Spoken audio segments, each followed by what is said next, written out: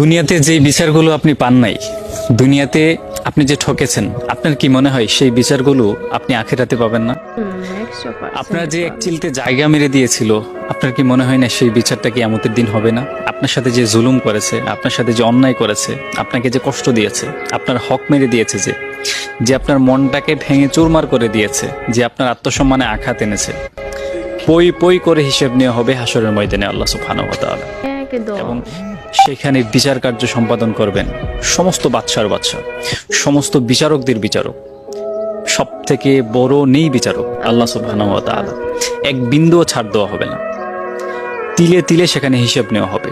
এজন্যে দুনিয়াতে আপনি ঠকেছেন তো কি হয়েছে, দুনিয়াতে মানুষ আপনার মন ভেঙে দিছে তো কি হয়েছে, দুনিয়াতে আপনার জায়গা মেরে দিয়েছে তো কি হয়েছে, আখিরাতের উপরে ছেড়ে দেন, আল্লাহর উপরে ছেড়ে দেন। হাসরের ময়দানে প্রত্যেকটার হিসাব আল্লাহ তাআলা আপনার হাতে বুঝিয়ে দিবেন।